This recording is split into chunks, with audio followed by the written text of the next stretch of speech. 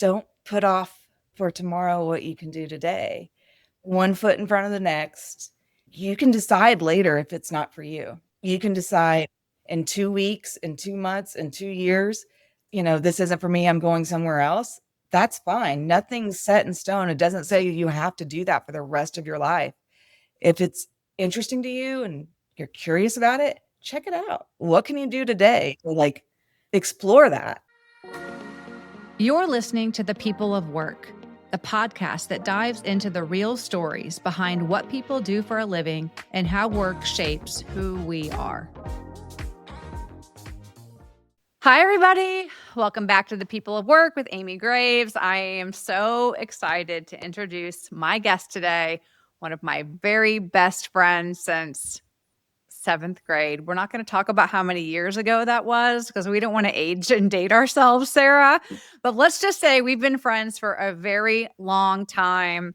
This is my girl right here. And I'm actually really excited to showcase your journey, Sara. Sara's an owner of a private practice, like a private therapy practice. So we're going to talk about that and dig in. But Sara, thanks for joining me today. I know you've got a lot going on, so I'm appreciative that you carved out time for me today. Yeah. Well, thank you for believing that this was a valuable interview to do. Yeah, it is. It is. You've got a cool story. And honestly, you work in a field that, I can't think of a time where it was more needed than right now. So I think this is a very timely discussion about the work that you do and the importance of it. So Sara, let's dig in. First of all, I'm going to take it way back to when you and I were youngins. I said earlier, Sara and I have known each other for a really long time. I think we met in 7th grade, something like that. And Sara, I want to start by sharing with our listeners how work was talked about and framed in your household when you were growing up. So what were conversations about work? Were there conversations about college or not? Your mom was kind of in a similar field. So let's just dig in and kind of start there. Sure. So work in my household was very important. Priority number one. That is how you get anything that you want or need. At 12 years old, my mom told me that if I wanted a car at 16, I better get to work. So I was like the youngest person to work at Kentucky Fried Chicken. And I do believe they did get fined for child labor laws. But it was a little more lax back then, It was a little bit more lax.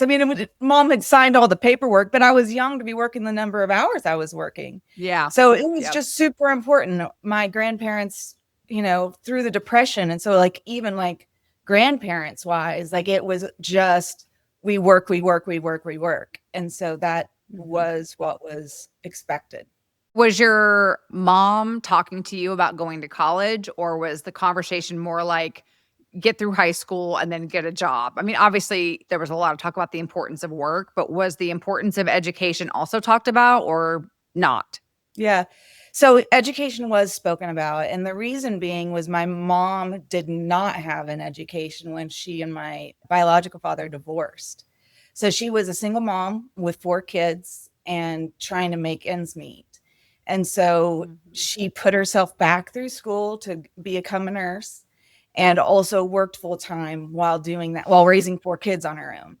What was then taught to us was education was the way to make enough money to provide for your needs and wants.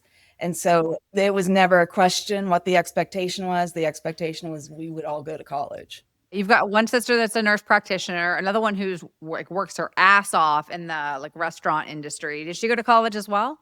She did. She went to Ball State as well. Yeah. Okay. And obviously you did. And then BJ owns a successful company. I'm not sure if did he go to college? He did not. He went to the Marines.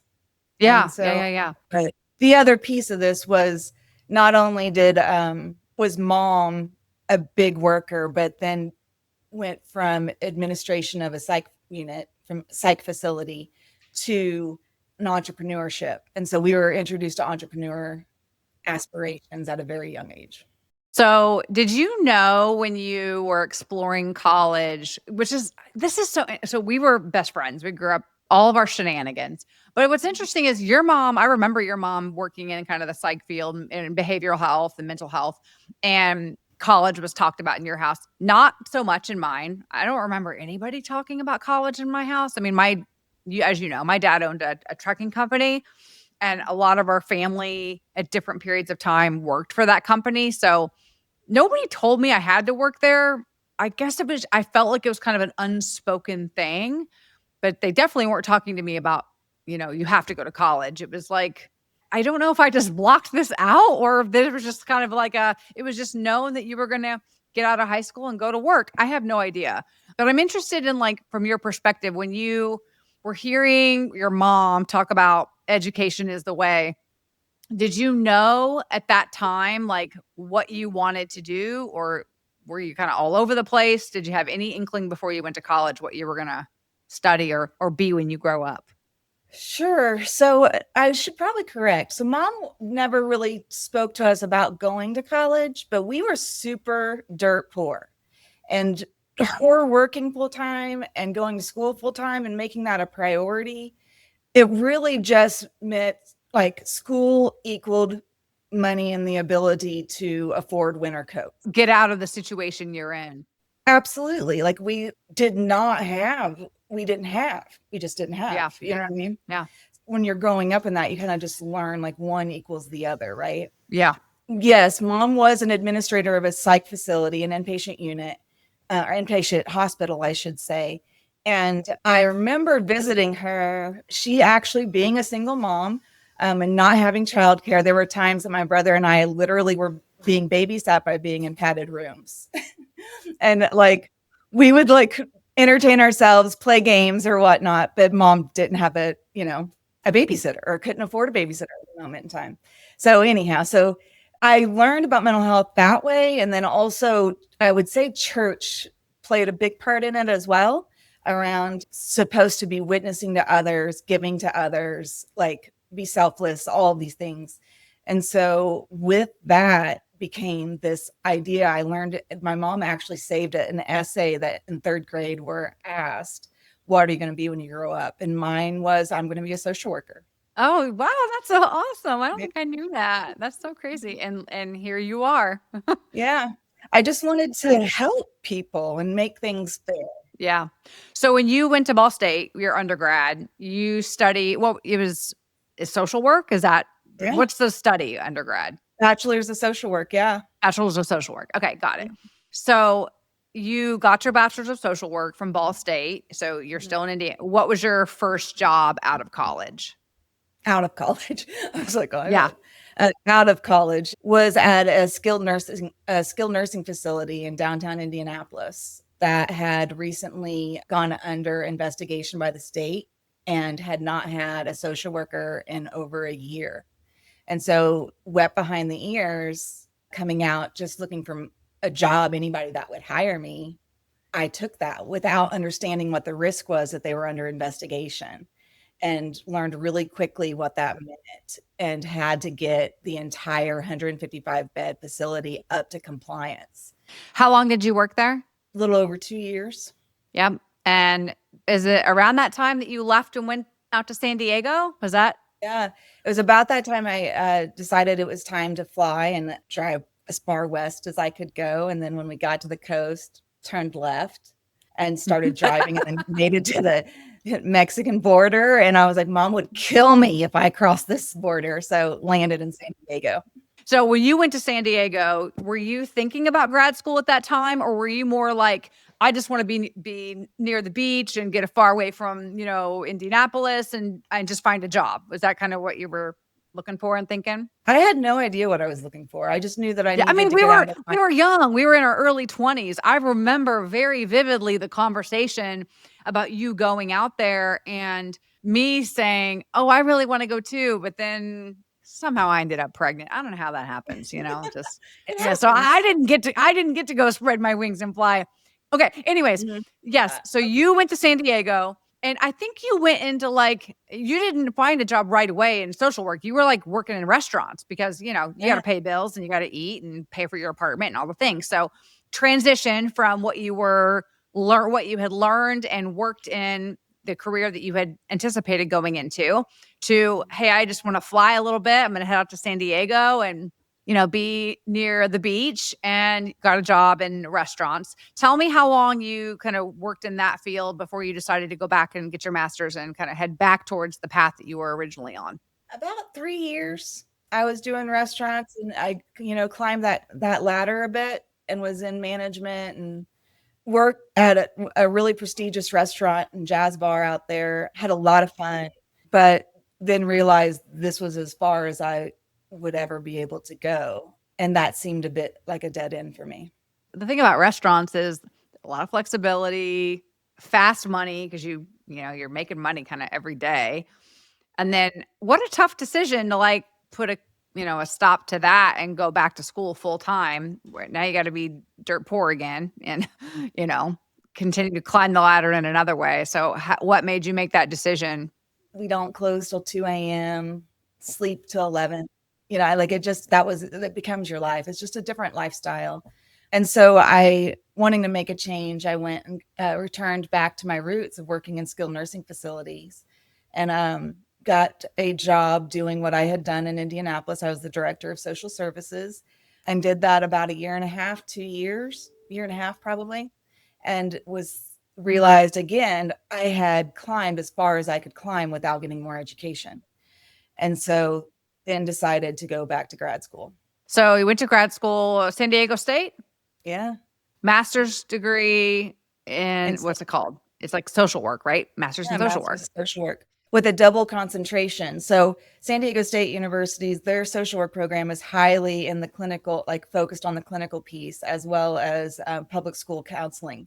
And I didn't want to do that. I wanted to do administration. I wanted to run systems. I wanted to impact large amounts of people. And so going to San Diego State, I kind of had to do the clinical route, but then added administration on top of it as a concentration so that I could get what I wanted with the systems piece. Little did I know it would turn out to be where I am today, but at the time chose the hardest route possible. Well, leave it to us to make things complicated for our own path, Really couldn't do anything easy. Made you stronger, made you a That's stronger right. woman, That's right. Like, I opted to do some things that I didn't have to do. Like, I wrote a thesis. If you talk to masters of social work programs, they generally don't make you write a thesis and have it, printed and the whole 9 yards, published the whole 9 yards. So, yeah, not afraid of a challenge, I would say. Yeah, clearly. So after you graduated from San Diego State with your master's degree, how long did you stay in San Diego before you decided to once again uproot and go to the opposite end of the country in North Carolina?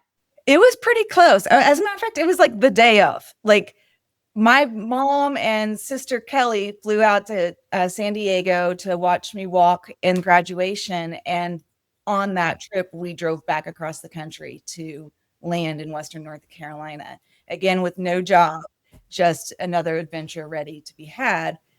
Being motivated or inspired more around wanting to plant roots and start a family, and wanted to get back to an area that I thought would facilitate that. Yeah. Now you were at the time, you and your first husband were not married yet. You guys got married after you moved to North Carolina. Is that remind me? I mean, I know you got married in Indiana because hello, I was in the wedding, duh. But I'm trying to remember at the timing. Were you married when you were living in San Diego, or you got married after that? We got married about 2.5 years before we left San Diego. Got it. Okay. Yeah. Because remember, you flew out for dress shopping. Yeah, I totally remember. Yes. Gosh. Okay, so you go to North Carolina. You have no job lined up. You're on another adventure. I love this adventurous spirit of you that you've always had. That's exciting. So you're in North Carolina and you're like, what's next? So tell me, what's next? What do you do? So didn't have a place to live, didn't have a job. Started looking through the ads, found a place to live, and it was beautiful. I don't know if you remember that home, but it was like 14 ridges of Blue Ridge Mountains that we could see from our deck. Gorgeous. Exactly what we were looking for, right? But then looking for a job was much, much harder. We went from San Diego with lots of people and lots of transplants and that being the norm to Western North Carolina, where that wasn't necessarily so much the norm anymore. It was about who you knew. And those relationships were getting people jobs. And that's how you found out about vacancies. And so I didn't know anybody. I had one old college buddy that lived here, and he was in nowhere in the social work field whatsoever.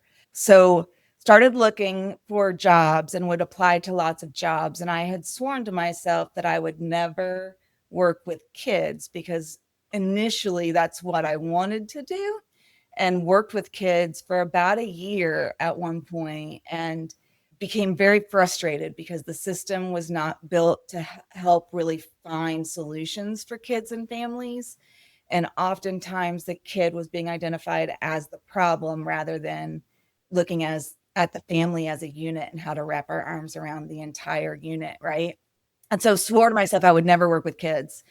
And literally, like, no joke, 2 times in the middle of prayer, like, one time my husband's sister-in-law was praying that we would find a job, and as she's praying, call waiting, back in the days of call waiting, came through, and it was this organization that was a therapeutic foster care agency, called for a second interview. Yeah, was this the Baird? Yeah, the Bear Foundation. And I was like, "No, no, no, no, no, I don't want this job, I don't want this job," but went in for the second interview because nobody else was biting, right?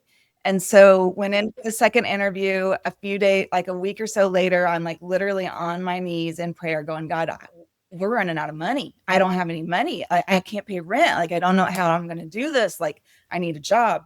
And as I'm praying, the phone rings and it's the Bear Foundation again. And they're offering me the position. And I was like, I can't do kids.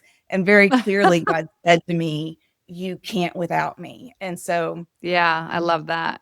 You are meant for this work, no question, you know? And I love that your faith moves you in this way, Sarah. It's really special, honestly. So, this emotion that you carry right now is what makes you such a great therapist and leader of your business. So, I love just lean into it, girl. I'm gonna be tearing up with you here in a second. So, it's good. yeah. It's all good. You spent a few years at the Baird Foundation and then moved into a government role. We won't talk a lot about that in detail. It was a few years of interesting work and chaos. What do you want to say Well, about that? it was super interesting. So, yeah, I did the Bear Foundation for almost 5 years, and it was the first office they had planted in North Carolina, and so I was responsible to open and grow that office, and I grew North Carolina to go from both coast to coast with over 3 offices and had contracts across the state. So, was promoted to then South Carolina clinical director.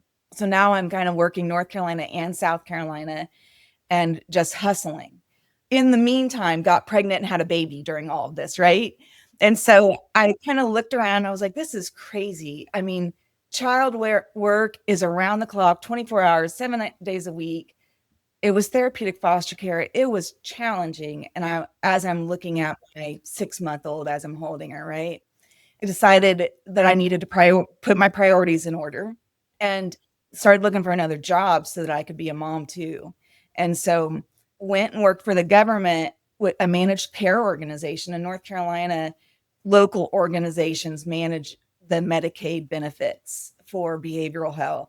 And so worked for them and was over all of the psychiatric hospitals in Western North Carolina and discharge planning there, and worked with adults with comorbidity, meaning, multiple diagnoses, addictions as well.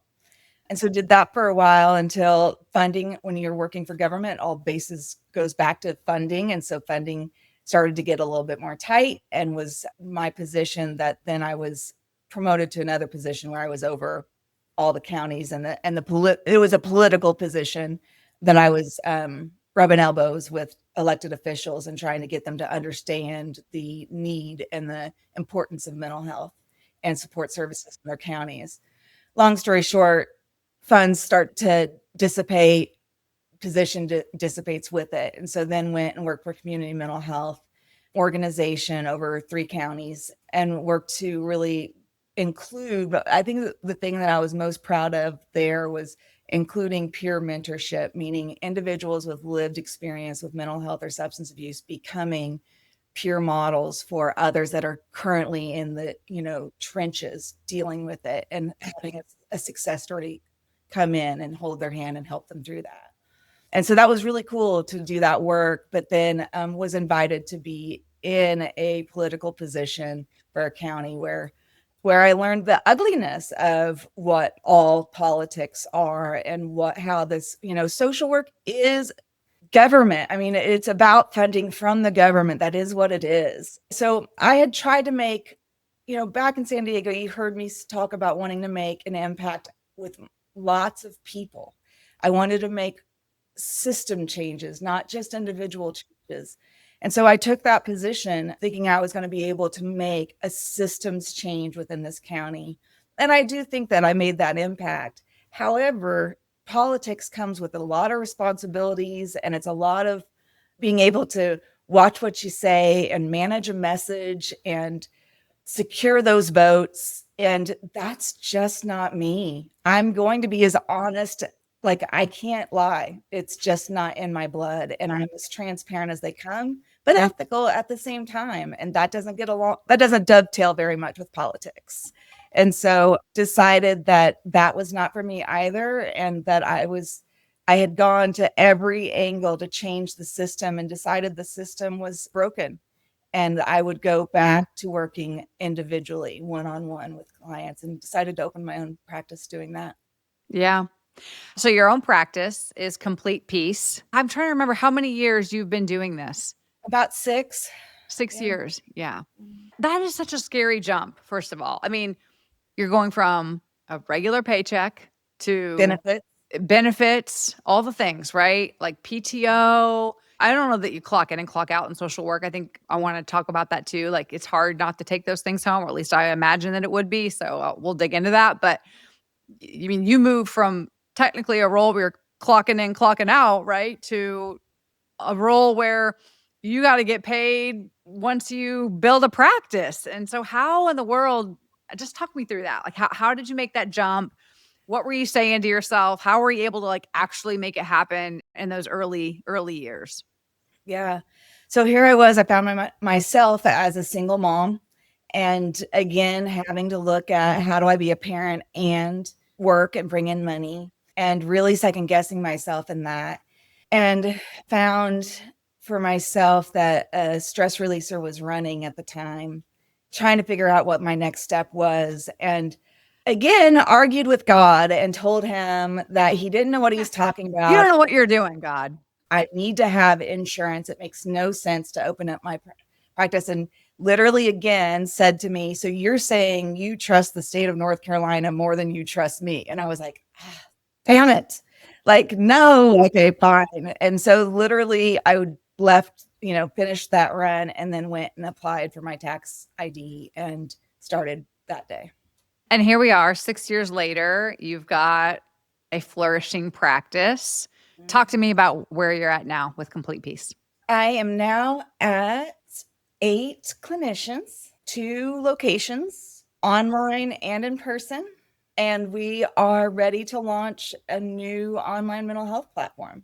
Yeah, I can't wait to hear about that. So, Sara, I have a question about just in general therapists.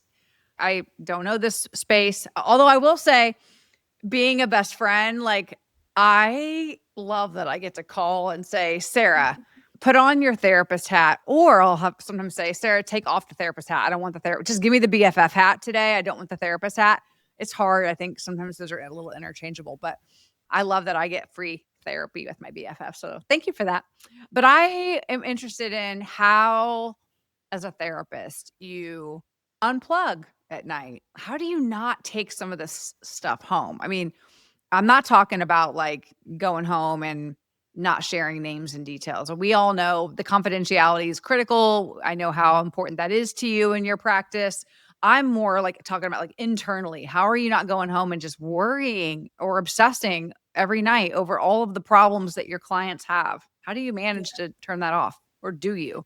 I think you learn with experience. I think it also depends on the population you're working with. When I was working with kiddos, to hear the trauma that they had experienced at 2 years old, 5 years old, 12 years old, that is really hard to come home and turn off the thinker on that one. That's tough because, I mean, complete victims, right? Like there's nothing helping them but you at that moment in time. Like, how do you solve that problem? And so that was tough. But In private practice, I do still work with kiddos, but I also work with adults and couples. And what I have found is I leave it all on the table every day. I mean, when I say that, what I mean is everything I've got, they get. Like in that 60 minutes that I'm sitting with them, I've given them everything I have. And like at the end of the day, there's nothing left to give them because I gave it all to them in that 60 minutes, right? And I might find myself like in the time between the end of that session and the beginning of the next session that I might think of them or circling around how to best help them the next session, but not overwhelmingly so. You can prepare too much for a session. You can think you've got it all laid out. You've got an agenda. You know how you're going to get this person from point A to point B, and then they walk in and there is a crisis that occurred that you would never thought in a million years would have exploded in this person's lap. And so everything you prepared is out the window, and we start here. And so you just do that. Yeah. How do you take care of you when you're busy taking care of other people all day, every day? So running, physical exercise, that's one of the reasons why Complete Peace became the name of Complete Peace. It's not, you can't look at happiness in one dynamic. Like it's not just mental health, right? It's also physical health, it's social health, it's economic health, it's all the things, faith, it's all the things. Complete peace being the entire thing. And so clearly I've already spoken about my faith. And so that is one way that I navigate that. Good old Ben and Jerry's and Haagen-Dazs help a lot. Girl, we know you love that ice cream. It's all about that Um, balance. absolutely. And running, exercise, like physical exercise is a great way to just get it out there, get all the adrenaline moving, all of it going. Dopamine's just going. Yeah.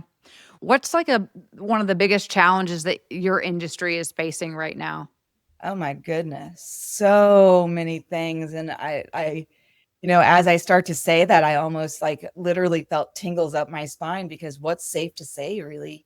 So many things. I mean, gosh, where do you Listen, the all good news is this is our show today, so we can say whatever the hell we want to say. We might piss people off, but we're a brand new show, so absolutely. So funding is always a big one right there, right? Like insurance, big insurance. I mean, they're in the business of minimizing their expenses, and that means the providers, and that doesn't stop with mental health. That means your medical providers, that means all of us. Funding is always a big piece. You look at the fact that we had a pandemic, 5 years ago? We went from being a very social society to being a very isolated society where everybody's bars went up on their windows, stayed inside. You may have had a really healthy, functioning family while everybody was out moving around and doing their own thing. Now we find ourselves captured into our own homes and having to deal with each other 24 hours a day, 7 days a week with no break. I mean, couples counseling went through the roof. Like people were like, who am I married to and why? Like, you know what I mean? Child behaviors. I mean, they weren't going to school. So like, how do I manage the behaviors of my child while I, work from home or all the expectations there. So we just navigated that, the social unrest, the political unrest that's going on. I mean, it impacts people, and so much so that I think I'm on 4 years without the news. I've turned that off because it came onto my couch so regularly, and I had to watch and work with people on a daily basis of how the news was promoting so much fear in them and so much anxiety about what was going on. And I'm not to say that anxiety is not good. It is a, survival skill, absolutely.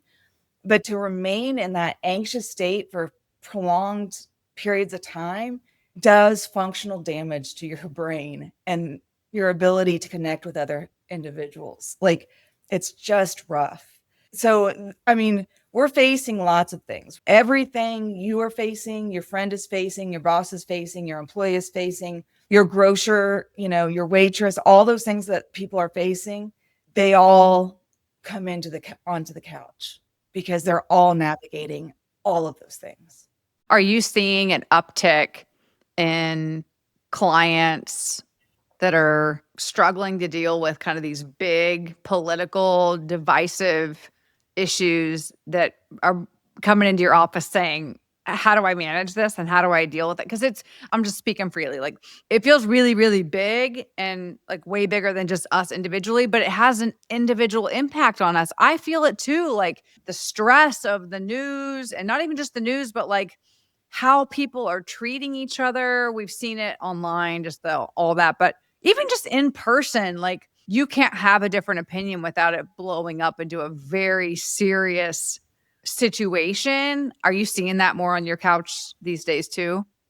Absolutely. I mean, people are watching the news again with anxiety and with fear. There is a very strong two ends of the spectrum here, and people are feeling pulled to choose the far ends of the spectrum. And that makes it difficult. Again, what it does is isolate us. And what we know is one of the longest research studies in existence is what is the key to happiness. And what we know about that is relationships. Relationships are our key to happiness. But yet we're in this place where it's not safe to really even talk about your own opinions or experiences because you might offend the person that's across from you and they may take that to a place that's unsafe or vice versa.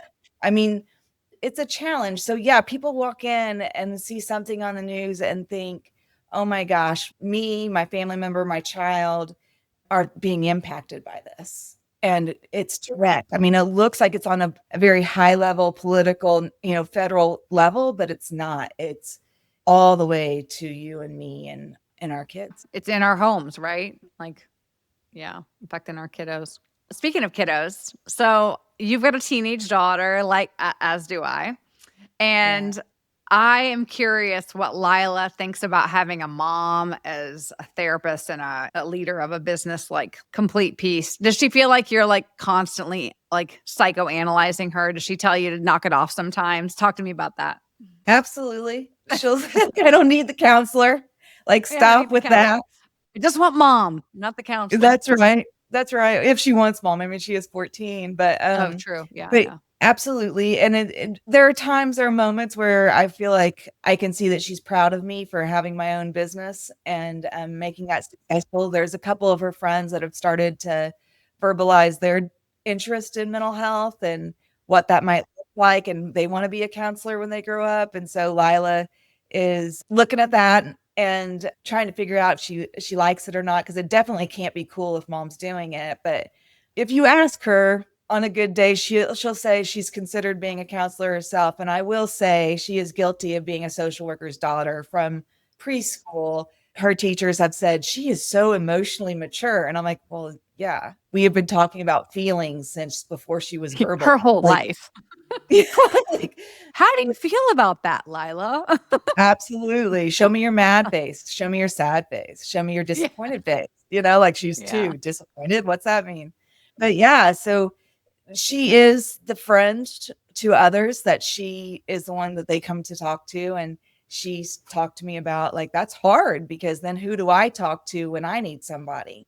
And I'm like, well, me. And she's like, I don't want to talk to you. And I'm like, okay, all right, I'll find you. We'll find you somebody else to talk to. Yeah. Yeah. What about your husband, Jason? Obviously, when you guys, I love your story of how you met, by the way. And I don't know if maybe we'll have a chance to get into that. I'm just going to throw it out there. But before we talk about that, I'm curious what Jason thinks about having a wife that's also like a therapist. So does he feel like you psychoanalyze him too? Does he ever tell you to knock it off? Is it helpful? I can't really speak for him on what he thinks about it, but what I take away from our conversations and exchanges at times is that there are two different ways to look at things. And I might be more analytical about things, whereas his might be more logical and pragmatic. And so he's never disregarded my input to things. And at times it takes the skills that I have built for mental health to be patient. And he'll say, you were right about that. Like parenting strategies and how to engage with difficult, people that we have to engage with on a daily basis, where he will value some of my input. But he's not mental health. He's not psychoanalytical. He is tactile, he is function, he is all those things. So, we complement each other very well. So speaking of Jason, I want to talk about something that Jason and your family has gone through recently. And while this might not be a part of your career story, we're holistic people. Talk about complete peace, right? We take all the things that happen to us and the decisions we make into our journeys as whole people. So you and Jason have gone through something recently that's incredible is really the word that comes to mind, and I don't know that I mean that in a good way, but certainly in a huge way. There's just it is incredible is the word that I think of, and I'm kind of putting you on the spot here. I know that this is fairly fresh. Do you mind talking about what Jason's experienced and kind of the impact of this whole family and what does this mean for you, I think too as a therapist because this has brought on some challenges that I don't think any of us or you or him could have anticipated. Yeah, I mean, it's huge, right? Like, last day of Lila's middle school, Jason wakes up actually, he didn't sleep all night because he was uncomfortable, wakes up with lots of pain and was supposed to go to a doctor's appointment, didn't make it to the doctor's appointment because he was in too much pain and wanted to sleep, and we ended up with a 911 call going to the hospital. Within the hour, was being told that there was probably nothing they could do about it, and that made no sense to me.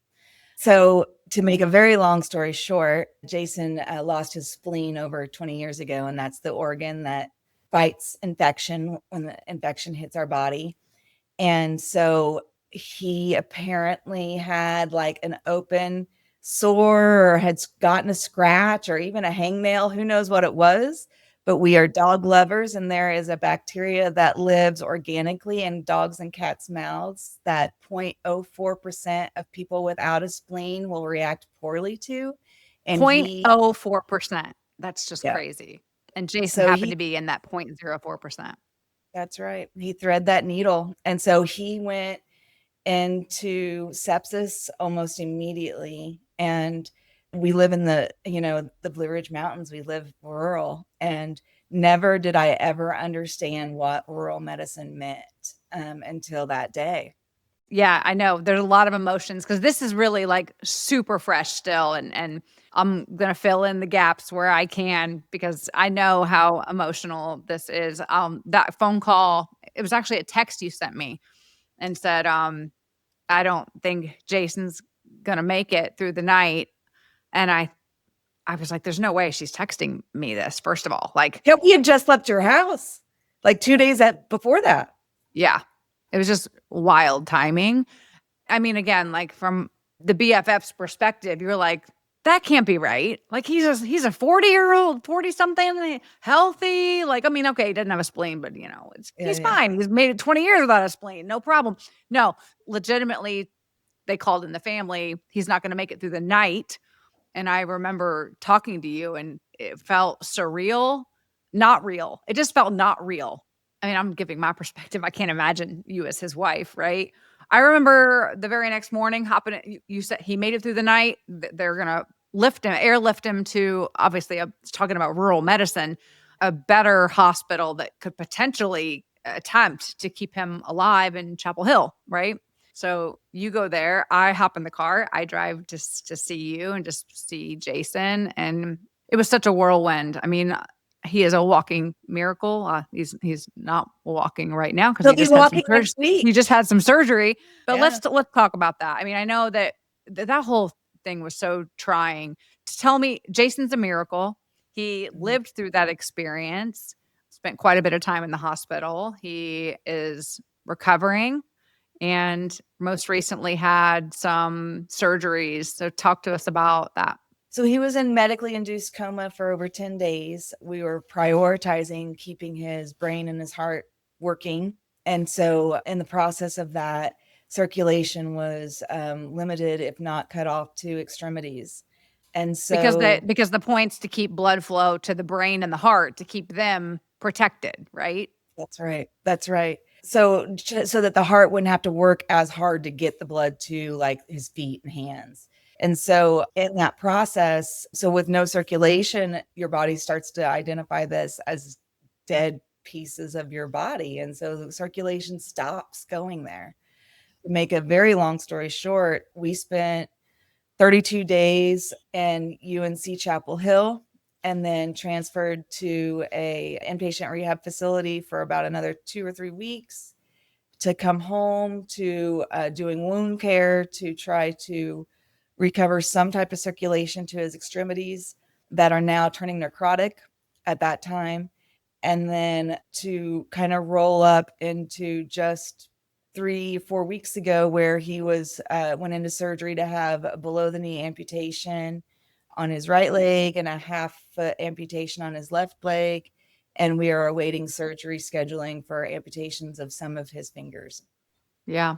So how has this entire experience and does your training as a therapist even matter when you're going through something like this? Or does it go out the window or is it helpful?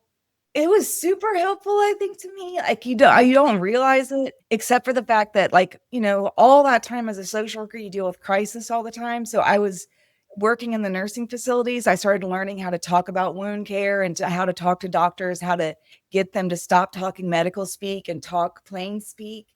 I knew what his rights were, how to fight for that stuff, and how to advocate for him that way and to stay calm under pressure, you know what I mean? And so, yeah, that totally worked. And then I remember there were some days that I was walking across the crosswalk saying things to myself that I find myself saying to my clients on a regular basis, like, "You've gotta put your own air mask on first before you can take care of others. You've gotta let's do mindfulness like feeling overwhelmed and going into mindfulness exercises." And so absolutely, it definitely made a big impact, and those skills totally helped me through all the steps and continue to. Yeah. I think this is one of the biggest like challenges is when you're speaking of putting your own mask on first, like when you're going through a crisis with your family and you have a demanding role, like me, I'm in corporate, HR, working for an IT managed services company. You as a business owner that's got a thriving small business. After what I went through with my daughter being sick last year, as you know about Cam, I really understood and learned in those moments that there was no such thing as balance. I mean, we talk all the time about work life balance. No, there really is not balance. You dedicate and give so much time of yourself to work because you love it, you enjoy it, you want to make a difference, whatever those motivators are. And then you go through a crisis and all of a sudden, you can't even barely concentrate. You're just trying to like make it through a day in a hospital with a family member. And it's like, so I've reframed that for myself and to where it's not balance, it's just prioritization. There's times when I'm locked in 100% at work and I love that. And then there's times when I need to be locked in with family and I can only give what I can give in those moments. Tell me about how you manage that running a business, you've got employees, you've got tons of clients. How in the hell do you juggle all that while you're in the middle of a crisis? You're spot on. Like priorities.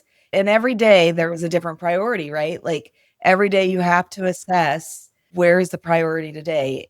Like when Jason was in the hospital, you knew that the doctors were going to be done with rounds by 9:30. So priority from 7:30 in the morning till 9:30 was to be by his side so that you would be there for the doctors. About 10:30 is when a lot of the individual clients start coming in for counseling sessions. And so, then your phone might start ringing. And so answering those calls and being able to navigate and be able to be present in those moments. So it wasn't even like you couldn't organize it to be like Monday, I'm all family, Tuesday, I'm all work. Like that doesn't happen. It's It's moment by moment, right? Absolutely it is. Absolutely it is. And so you find yourself just having to prioritize over and over and over again.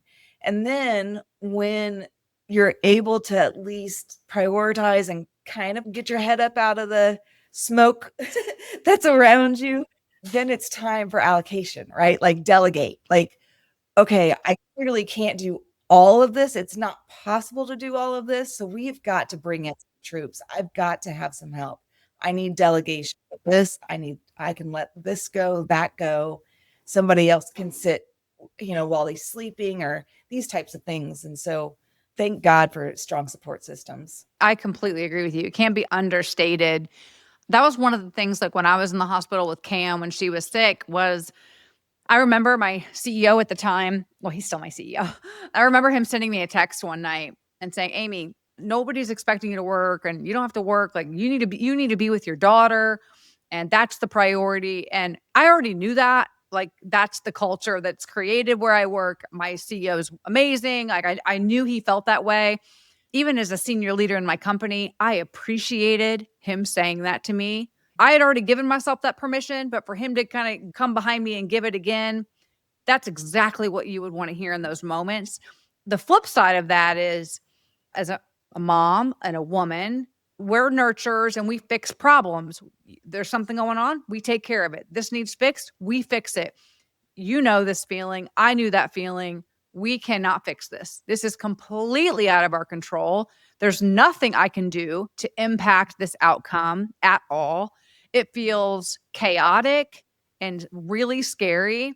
So for me, and I know you too, we talked about this, like plugging back into work, even in the middle of all of that crisis and chaos, brought me some comfort. It's like, okay, it's an hour of normalcy. It's an hour of perceived control and something that I have a little bit of, I don't know, control, insight into. I can do this and not focus on this crisis in that moment. That was like therapeutic for me in those times. I know it was for you too. And people have a hard time, I think, understanding or seeing that. You're got your laptop out in the hospital. Or what do you mean you're not going to be here, until 9 o'clock at night or whatever it is? Like, I think that to your point, you got to put that mask on first or you're no good to anybody. Right. Those moments got me through a lot of that. Yeah. The first step back for me once the initial shock and everything set in was doing payroll. Like, I Mm. thought everybody still needs to get paid. Their bills aren't going to stop because of my family crisis, right? But in doing so, getting into that system and like looking at Excel spreadsheets and whatnot, I was like, oh, this has no emotion at all. Like, this is black and white. I could do this. Like, this allows me to step outside of myself, allows me to like just turn the volume down on the emotions for a few moments. And so that was my first step to like kind of trying to integrate things. And then when I was at a place that was, I thought, felt healthy enough to work with clients again, going in and sitting with clients was hugely healing for me because I was able to get out of my own self and the problems I was facing back there. This individual in front of me, or this couple in front of me, or this child in front of me were dealing with their own crisis in whatever shape or size that looked like. And I helped that. I didn't have control over what was going over here, but in front of me, I had the skills and tools to help them with what was going on there. So, yeah, absolutely. It kept me together. Yeah, I love that. How's Jason today? And how are you today kind of coming out of the crisis and dealing with kind of a new normal, creating a new normal? How are you guys doing? So, new normal, we're not there yet because we're just still in healing and repair, right? Like, there's still a long road to go. But today is a pretty special day in that we went to the prosthetic center and he was sized for his prosthetic leg. And so we're hoping that he will have that next week, which means he'll get to walk. It's been 4.5 months of him being either in a chair or in a bed. And so super excited about that. Anybody that doesn't, people don't know Jason, but this man doesn't sit still. There is no come home and sit in the chair for 4 hours and just, rot. Absolutely not. So the toll this has taken on Jason and you and your whole family, like just mentally, spiritually, questioning all the things is cannot be understated. So these moments, that's great. Did you guys do that today? You already Yeah, did like that this or you're morning. going to do? Yeah, Yeah, that's this amazing. morning, and then he's resting up now, and then tonight it'll be his first public outing. We're going to Lila's homecoming football game. She will be cheering with the varsity squad, so she's excited, and we're excited to be there. But I mean, this is a big cornerstone for us in regards to our road to recovery. Yeah, glad to hear that. Yeah. Okay, let's wrap up with one thing, and that is for somebody that is interested in going into this field or maybe like complete career pivot and they're like, I want to go into social work, what's the piece of advice you would give to somebody looking to make that transition or head into social work as a career? I would say, so I feel as though like my career has really pivoted from the traditional definition of social work to I'm a licensed clinical social worker. So it's counseling at this point, right? And so as somebody looking to get into counseling, what I'd say is don't put off for tomorrow what you can do today. One foot in front of the next. You can decide later if it's not for you. You can decide in 2 weeks, in 2 months, in 2 years, this isn't for me. I'm going somewhere else. That's fine. Nothing's set in stone. It doesn't say you have to do that for the rest of your life.